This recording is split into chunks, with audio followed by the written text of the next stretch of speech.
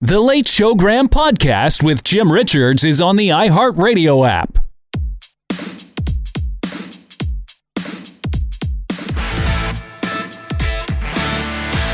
It's The Late Showgram with Jim Richards on the iHeartRadio Talk Network. And we're back with The Late Showgram. I'm David Cooper covering for Jim Richards, who will be back tomorrow night. Today, former Ontario Premier Bill Davis has died. He was 92. He was the 18th Premier of Ontario and one of the country's longest serving ones at that. We go to Christina Blizzard, who was a former columnist at the Toronto Sun and with Post Media, and she was a journalist covering education at the time Bill Davis was in office. Christina, thanks for joining me. It's my pleasure, David.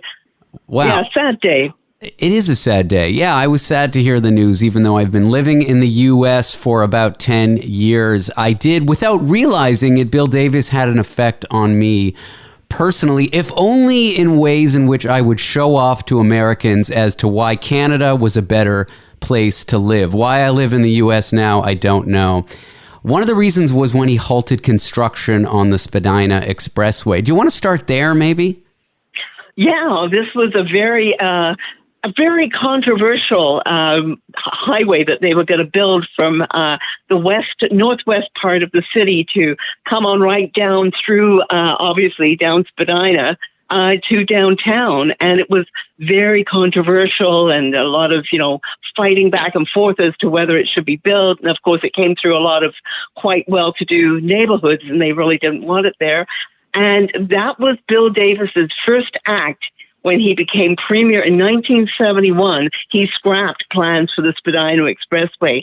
And what he said at the time was, if we're building a transportation system to serve the automobile, the Spadina Expressway would be a good place to start. But if we're building a transportation system to serve the people, the Spadina Expressway is a good place to stop. So that's what he said. That's what he told the legislature when he canned that idea. A lot of people now might kind of wish they'd gone ahead with that, but a lot of neighborhoods would have been totally destroyed by having this highway come through. I love that. And that's a quote that my dad told me growing up in Toronto. I had no idea who said it or why, but just that we design cities to serve multiple uses, and they're not just dictated by cars like so many American cities are. And that's why I just love that quote. And I repeated it many times when I was talking about how cities are designed in the U.S., and I had no idea who said it. I just knew that my dad had told me that when we were driving down the Allen Road when I was a little kid. So there's one. And the other thing is rent control. I used to live in one of the largest jurisdictions for it in the U.S., San Francisco. And I would brag to all my friends that my home province was subject to rent control province-wide, the equivalent of statewide in the U.S. And that idea is so unheard of to Americans. But when I moved there, it was unheard of to me that people could live without rent control, without really any protections against eviction, because landlords could just increase rent. And I know that was instituted under Bill Davis's time in office. Can you tell me a little bit about that? Well, I think that this is one of those things that Bill Davis was sort of the core of his party might have been against him on this. Don't forget, he was a conservative, but in many ways he was much more what we kind of think of as a socialist. Certainly, he was what we now kind of think of as being a red Tory. People sort of sneeringly call a red Tory, but in fact, he was just a visionary who saw a need to to have affordable, you needed affordable homes for people to live in the city, which is, not what we're seeing now. No. We're seeing what's happening. You can relate that. Toronto was a booming city that needed people to be able to afford to live and work downtown. And I think that he saw what would happen, that it would damage. You don't want to hollow out the core with unaffordable rents. So he was a bit of a visionary and ran again, kind of contrary to the people, the general conservative, small c conservative thinking in that respect. Yeah. Well, okay. I mean, that's those are my politics, so I'm glad that he was able to be more of a centrist. We were talking before the call, and I said I was born in 1986. Bill Davis finished his term in 1985. You said I was the same age as your son, actually, and I've been living in the U.S., but one thing that came up before the call was you were saying generations of young Ontarians, in fact, generations of young Canadians like me may not know who he was and what an impact he's had on our lives. So I guess to make things more broad and less about those two anecdotes about the Spadina Expressway and rent control, two young Ontarians and in fact young Canadians, like who was Bill Davis? What would you want us to know about him?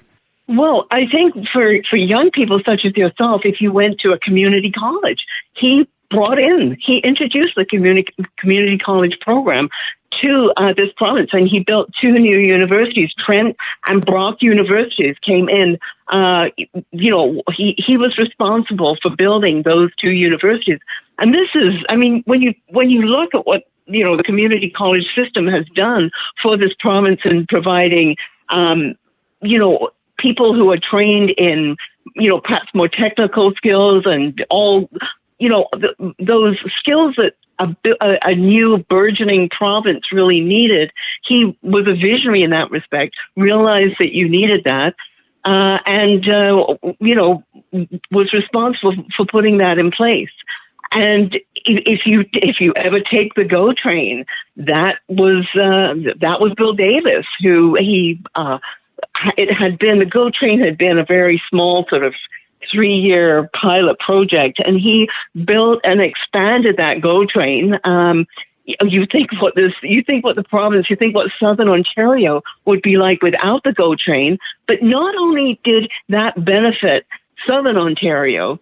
One during an election campaign, I did a big driving tour through Northern Ontario too. And in Thunder Bay, the GO train was really important. All those thousands of miles from Toronto, the GO train was very important because Bill Davis made sure that if Southern Ontario was going to have a GO train, they were going to be built in Thunder Bay and what is now the Bombardier plant. It's had many iterations, before it became Bombardier, but that was where they were built, and that provided employment for Thunder Bay. It's the largest private sector employer in Thunder Bay, and that was Bill Davis, because he saw that need. If Southern Ontario was going to boom, well, then Northern Ontario was going to benefit from that as well. So if you went to a post-secondary institution that wasn't a university, a community college, or you've taken the GO train, that was Bill Davis. You have to thank for that in Ontario. I know that many people, like liberals and conservatives alike, have regarded him as one of the best premiers the province has ever had, and that he was a truly progressive conservative. What exactly does that mean? Well, he was a fiscal conservative. I mean, he still managed to balance the books while doing all of this. The debt and the deficit, he kept those pretty well under control. But he was a visionary who he came at a critical time when it was absolutely necessary to see what this province was going to need what businesses were going to need if they were going to grow and develop and turn this province into the economic powerhouse that it was for the country. I mean, Ontario, it was necessary for the rest of Canada to succeed. You needed Ontario to succeed. There was some. He actually invested in the oil sands, in the Alberta's oil sands, when one of the major U.S. energy companies pulled out, Atlantic Richfield pulled out of Syncrude, and it was very controversial at the time. But Davis put in $100 million of Ontario funds because he understood that Eastern Canada, Ontario needed the industry needed affordable energy, and Western Canada obviously wanted to sell their energy at the highest possible price, and he realized the need to sort of balance those two competing forces. So, Yeah. he was just someone who understood what needed to be done. The other thing, of course, in his final act before he quit as premier, and probably his most controversial move was to extend full funding to Catholic schools, which was prior to that. After from grades 11 to 13, if you were in a Catholic school, you had to either move to a public school or pay your own way. They weren't funded from grades 11 to 13. And he, in a very, very controversial move that the conservative base, you will talk to some conservatives to this day who still have not forgiven Bill Davis for extended full funding. Christina, we just have about a minute left. What will you remember most about him aside from his policies and politics? I think as a man, he was just a man of immense dignity, and he could cross party lines. He could, and that was what was needed. He worked with everyone in the legislature and with all the partners, all the competing partners. He was able to build bridges to the school boards, which is political parties. Which is something we definitely need more of in today's age. My last question for you, I hope it's a quick one. What was with the pipe, Christina? I mean, I do a lot of comedy. I got to get a silly question in here. What was with the pipe? Well, apparently he used to smoke cigars, but he gave it up and took up the pipe instead. Apparently that was more attractive. I don't know. It was better than blowing bubbles, I guess. It was. All right. It was a much odd thing. He did die at 92, so maybe a healthier choice. All right, Christina, thanks for being here with me. It's my pleasure, David. Christina Blizzard, former columnist with the Toronto Sun and Post Media. I'm David Cooper. This is The Showgram.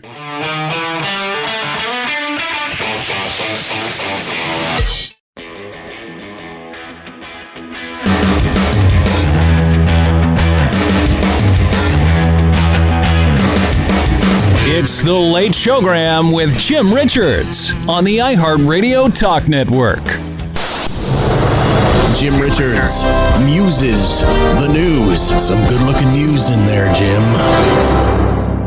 Well, not exactly. David Cooper muses the news with an assist by Tony, the producer. We got a lot of great stories. And you know what? What a great interview with Christina Blizzard that was on Bill Davis. Let's go into a story with that. The new Premier of Ontario. When it came to politics, Bill Davis was undefeated, winning his own riding several times, the PC party leadership, and 4 straight elections. He never lost. What made him successful was his decency, his integrity, and his balance. First elected to the legislature in 1959, we must deal with this situation. He became Ontario's 18th and one of the country's longest-serving premiers in 1971, holding the position until he stepped down at the height of his popularity in 1985. He was an extremely lovable man, and he had a great gift of friendship that extended to all people of all walks of life and to people in all political parties. Davis was a mentor to Toronto Mayor John Tory, and when it came to policy, the things he did demonstrated incredible foresight. Davis ushered in much of what is Ontario today. He's credited with creating the province's community college system, new ministries, and worked to build key tourist attractions. He saw the fact that we needed to have everybody included in Ontario society. His influence extended far beyond Ontario's borders. He put the country first, I think, because as a premier, he's always been a Canadian first. Bill Davis was a key player in Pierre Trudeau's crusade to repatriate the Constitution in 1982. He believed Canada works best when the Prime Minister of the country and the Premier of the largest province are together on the big thing. A pride that never waned. We're fortunate as Canadians to have what we have available to us. Bill Davis will be remembered as a skilled opponent in the political ring, using his pipe to great effect, not talking, he was listening. He listened to the competing arguments. He was able to find the sweet spot and therefore was able collaboratively to get things done in a way that stood the test of time. A legacy to admire. Heather Butts, CTV News, Toronto. Thank you, Heather, at CTV News. All right, Brampton was home to Bill Davis, and we've got a quote from the current mayor of Brampton, Patrick Brown. I think his legacy is a Canadian statesman, Ontario's most successful premier. And you look at his legacy, the Charter of Rights and Freedoms, being ahead of his time on equity issues, the colleges in Ontario. Modern Ontario. He gave birth to modern Ontario. Well, there you go. And of course, Toronto Mayor John Tory had this to say. Well, beyond my own dad, there's nobody who had more influence on me in my life in politics and outside. And a lot of it came from that kind of lesson that you learned by watching him, that you treated everybody the same. You treated everybody with decency. He, of course, had a very special relationship with him. And finally, former Premier Kathleen Wynne had this to say. He really created a tone of decency and civility in politics in Ontario that I think all of us would have wished to emulate. All right, those are the quotes. Thank you for pulling them, Tony. What a great producer he is. He's just on the ball. Here's a fun story. Canada at the Olympic celebrating something, and we'll find out in the story. Should I have listened to this before I just talked about it? Maybe, but it's a good story. Who needs to listen, Tony? Penny Oleksiak now stands alone as Canada's most decorated Olympian after adding 3 more medals to her record haul. By the time the pool party was over, Canada's women had a total of 6 shiny souvenirs. It's really nice for me to make history with girls that are making history. Another trifecta for the meteor from Markham, Ontario. Sprinter Andre DeGrasse blazing to 3 more medals on the track, including gold in the 200-meter. I finally did it, Mom. And a superhuman effort by Damian Warner, mastering 10 disciplines and setting a new Olympic record in decathlon. When he retires from decathlon, he will be revered as the best the world has ever seen. And after consecutive bronze medal finishes, Canada's women's soccer team finally reached the highest echelon of the sport. We had a goal come in here to change the color of the medal, and we landed on the top of the podium. COVID protocols may have kept Canada's athletes apart from their traditional support systems, but the bonds of family span the Pacific Ocean. We are so proud of her. I'm so proud of her. I'm very proud of my daughter. Just can't tell you how proud I am.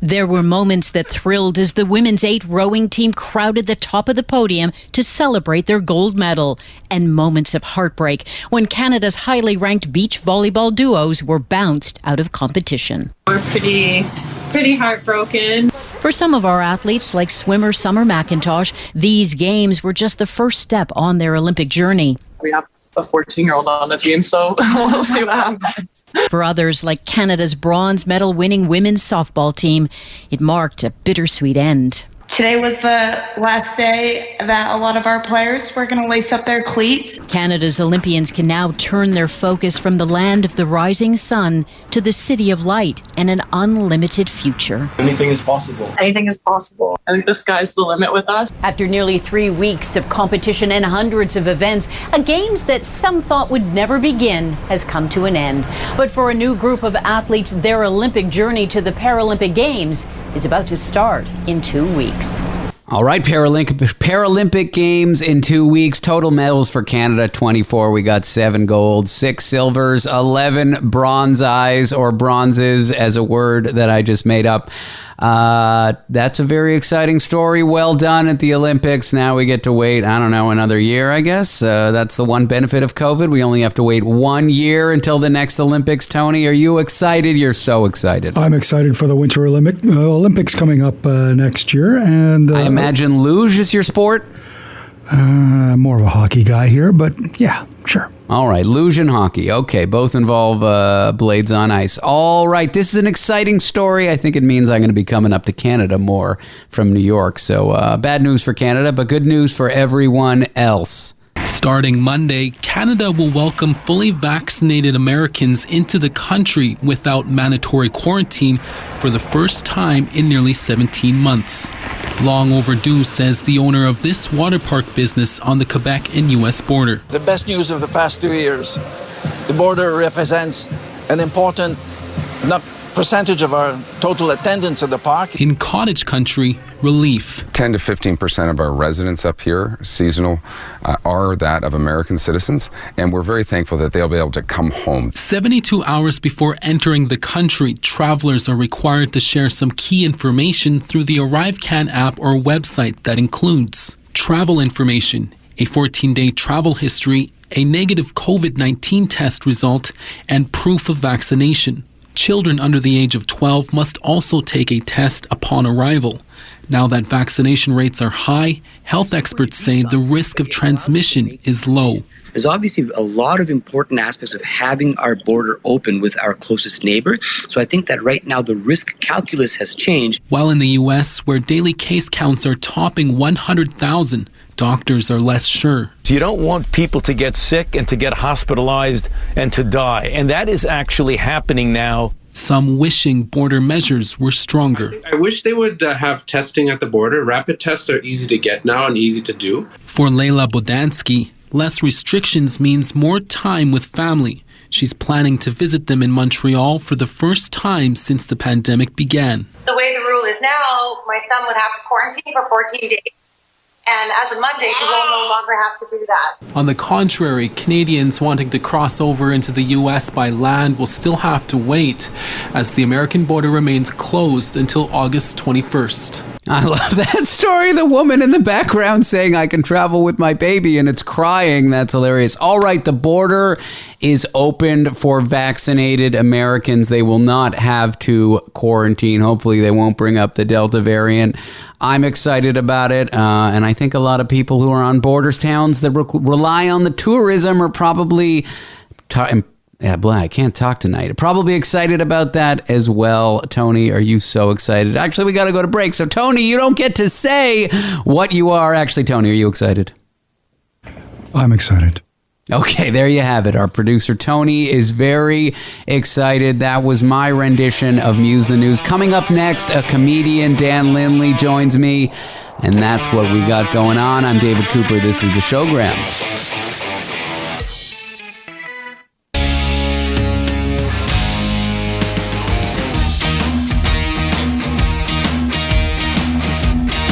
You're listening to The Late Showgram with Jim Richards on the iHeartRadio Talk Network.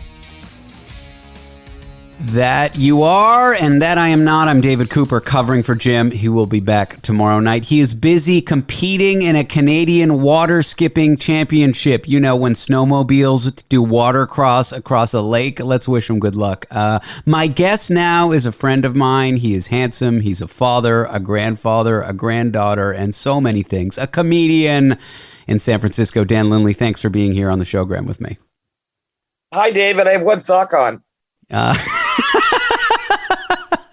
Thank you. I was complaining at the break. I said, tonight is one of those nights where everything is coming difficult to me. And there you are with your charming opener. You're in a good mood, but I do have a bone to pick with you. Last time you were booked on this show, you were a no-show. You didn't show up, Dan. I did. I totally bailed like a jerk. You bailed like a jerk, but you know what? It is a fear of mine. What happens on the show when someone doesn't show up? And in the past, it's given me such anxiety, I've canceled my engagements. But everyone's telling me I got to get comfortable when I'm on my own, because it's hard to fill 4 hours of radio with people, and you're going to have to be on your own. And I've been doing more of it. And you know what? I was feeling comfortable that night. It was a night where everything came easy. And what had happened was a cockroach came out. And my cat was freaking out. And my cat, who you hate, Dan, gave me the assist on killing the thing. I don't hate your cat. I hate all cats. Fine. You hate all cats. Well, it is International Cat Day. So let's celebrate by announcing that you hate all cats. But we really need... Go ahead. Is every day International Something Day? I mean, good Christ. Can't we just have a Sunday? Can't it just be Sunday? Like, not everything needs a holiday. Good God. Tony, every time Tony sends me notes for the show, he sends me a list of what days it is. But maybe, you know what? It's fodder. It's fodder, okay, Dan? You fill 4 hours, okay? You fill 4 hours without a day. Then you come back to me. Hey, I have to be, like, I try to fill my life. So don't give me any grief about trying to fill 4 hours. So this cockroach came out and I killed it. And I had promised my girlfriend Miranda, who you know and love, that one of those things, yeah. I don't know her, but I love her. One time in a comedy show, we used to do comedy together. For those listening, Dan announced me as David Cooper. You know him? You know him.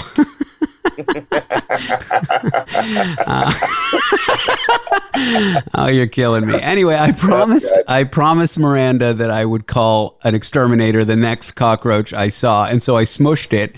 And then I cleaned it up, and behind me, Miranda was there. It was 2 a.m., but she had gotten up to make a pee, and she said, "What was that?" And I said, "Nothing." She said, "What was that? You're acting guilty." And I said, "A spider." And then I ranted on the radio show for 2 segments about this, and it was great. And it was almost a gift, Dan. You know, the worst possible thing happened. What I'd planned for didn't happen, and it went okay. You know, it was a good segment. And good. So thank you, and also screw you. How dare you cancel on me last minute? Well, you're welcome, and thank you. And again, she sounds like a delight. My girlfriend sounds like a lovely, lovely person, I guess. I don't know. She sounds, yeah. It's not that I don't like her. It's just like she picks fights she can't win. She picks fights with you. She can't win. Right. And it's like, it's there's a part of me that enjoys it because I enjoy futility, but it also gets a little old. Like, we can't just be normal people. Remember that time that you and her went to dinner, and oddly enough, I was there and Priyanka was there. And you remember how palpable it was, how hard she and I were trying to be nice to one another. It was kind of nice, actually. Priyanka is another comedian for those listening. Yeah. So it's Priyanka, my girlfriend, and Dan. And you two were like on your best behavior. I think I had pulled you both aside and said, tonight's not the night. No, I don't recall that. Maybe you have. I don't recall that. I think it was sort of a mutual agreement just in the air that we are not going to get mad at each other. We're not going to fight. But it was very difficult. And it was very stressful how much stress there was. Is there a particular fight, not that evening, of course, that comes to mind that you've had with my lovely girlfriend? Well, I mean, they all bring back fond memories, but I would say maybe the first one is when I was doing your show at the coffee shop.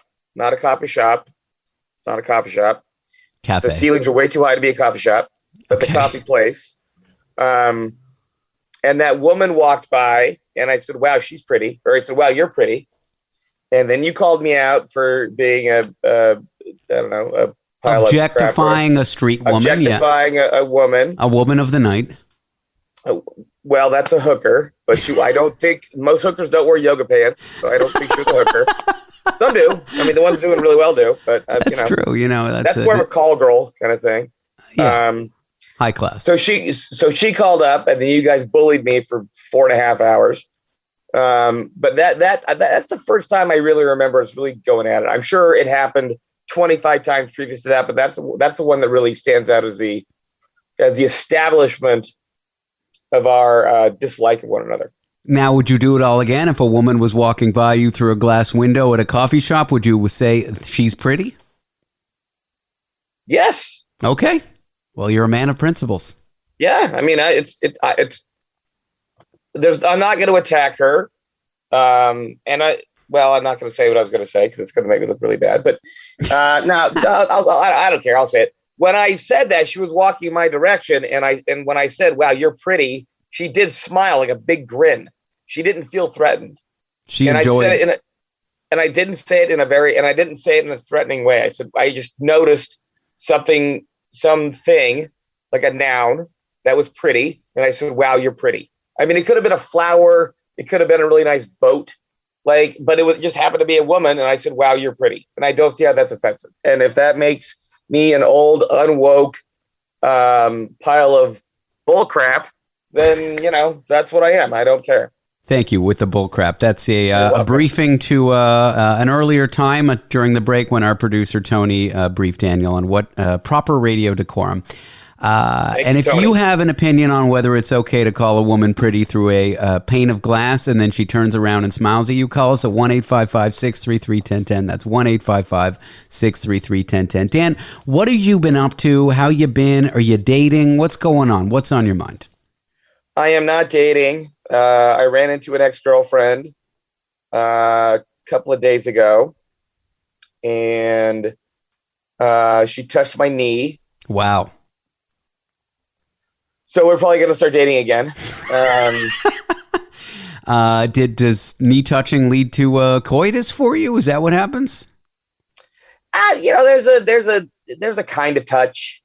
Yeah. That it seemed a little more than like, oh, I have a palm and you have a knee. It seemed like a little more, it seemed like there was an insinuation there, but no, I'm not dating. I don't know how to date. I don't know how to date people. I have no idea. I have no idea. I just don't know how it works. I don't know how to do it.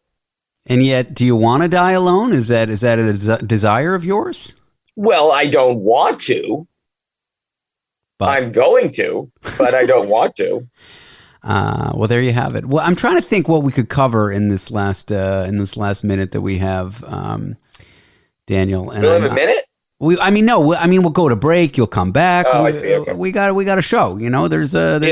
I have something that I want to talk to you about, but I can't do it in a minute. But instead, like half the minute has gone by already with me talking about what to say in the minute. I guess my question for you is, I didn't have a question. I thought when I started that sentence, I would have something by the time I got to the end of it. Does that ever happen to you? Where you start a sentence and then you forget what you were talking about? No, you specifically start a sentence hoping that by the time you get to the end of it, you'll have some substance there, and then you just don't. I think most of my conversations are like that. All right, we really learned a lot in that minute. I'm trying to figure out why I only have one sock on. I don't remember taking off my right sock. I don't even know where it is. I don't know why I have one sock on. We'll find out the mystery. Very disconcerting. We will find out the harrowing mystery of Dan Lindley's sock after. I feel like I'm in like a film noir. The man-child with one missing sock. It's very strange. A cliffhanger for the break. I'm David Cooper. This is The Late Showgram.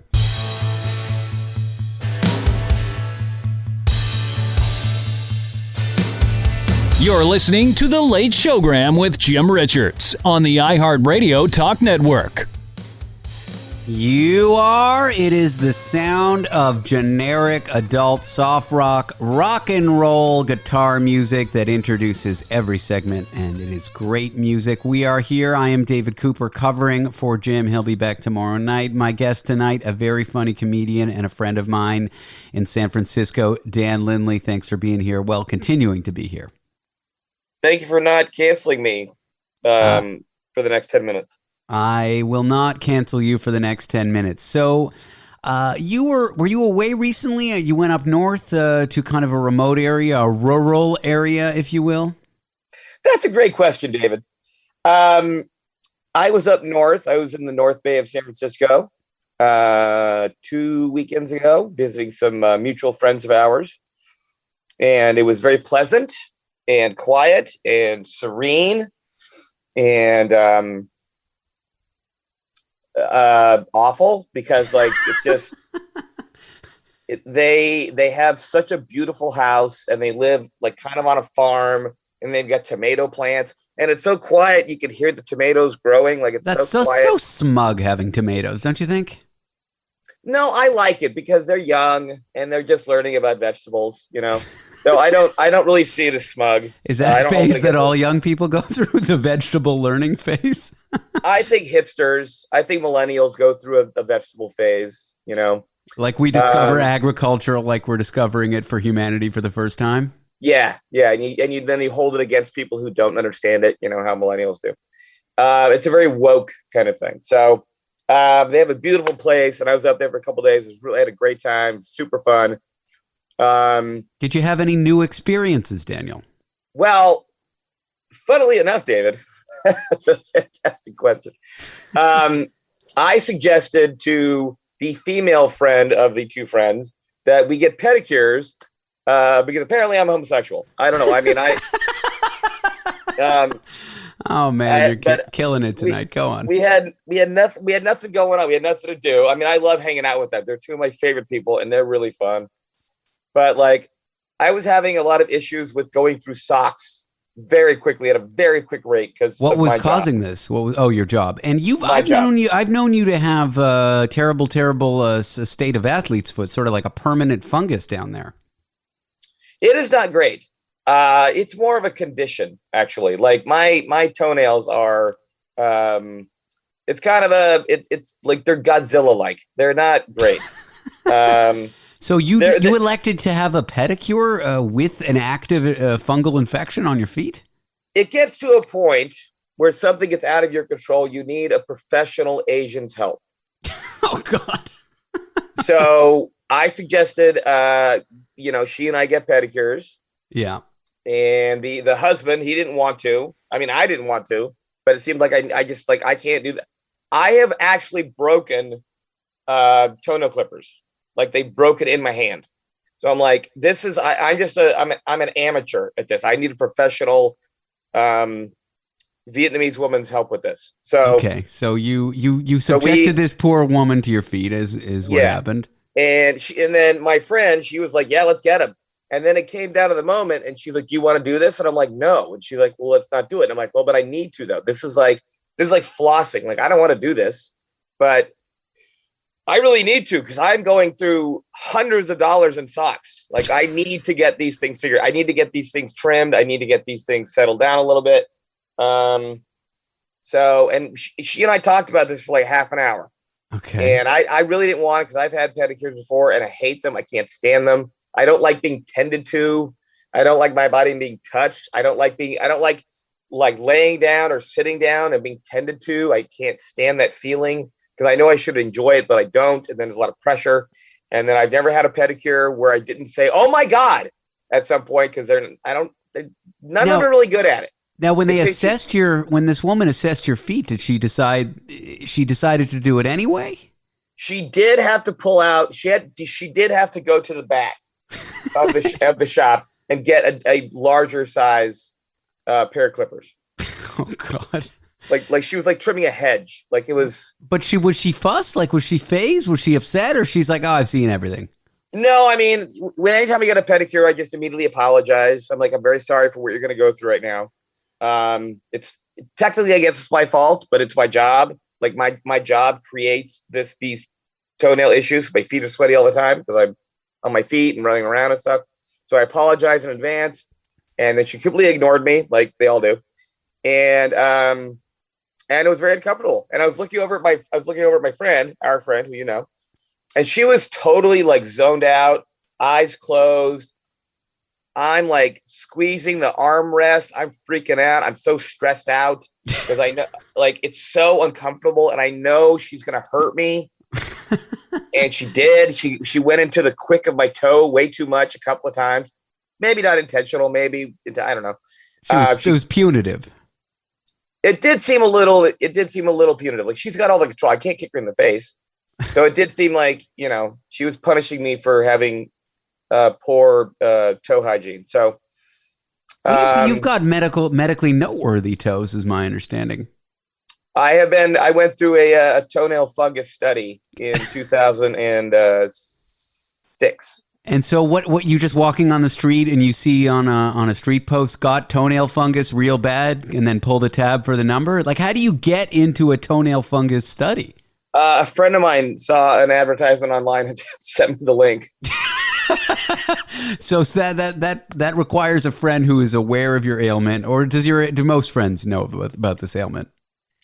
All of my friends are aware of it. I get ridiculed nonstop about it, and I don't blame them. I don't, it's not great, but I don't know what to do. I've used Desitin. I've used many kind of, athlete's foot preventative products, and it doesn't help. None of them seem to work. I find that Lamisil's my preferred weapon of choice in this department. I have used Lamisil. I've bought stuff on Amazon. I've spent hundreds of dollars on certain lotions and ointments and all this crap. And so was the experimental research medical community able to help you?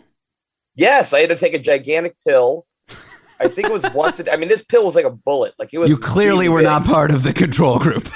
No, The placebo I you were. I mean, this pill. I mean, I had to drink like a gallon of water to get this thing done. It was like this. It was like a very small caliber bullet. Wow. It was a very large pill. I mean, for a pill in the pill world, this was King Kong. King Kong of pills. Yeah, and it worked. He got rid of it. He got rid of it. And you, but at that time, if you had really stayed on top of it, maybe it wouldn't have come back. Yeah, you might have, if you just applied a little Lamisil every week, it wouldn't have come back. Well, David, I'm not that good at living my life. Like, I don't have that kind of like compassion for myself. I just gotta let things happen. But I tell you, like, it went away. I mean, I was in this study for like 8 months and I made a lot of money off it, but it did go away. And the day after I cashed that check, it all came back. So.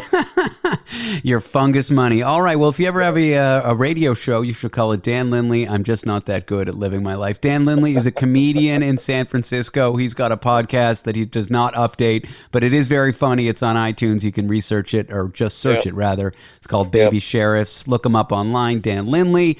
Dan, thanks for being here. Always appreciate your visits on the show. And I did appreciate the one time you neglected to visit as well. Well, I appreciate the invite, and I appreciate you rubbing my dereliction of duty in my face repeatedly. All right, Dan. Okay, we're going to go to the news, and then after this, we're going to talk to Toronto-based comedian Natalie Norman. I'm David Cooper. This is The Late Showgram, and I'll be here all night. Listen live and local to The Late Showgram with Jim Richards. Weeknights starting at midnight on the iHeartRadio Talk Network.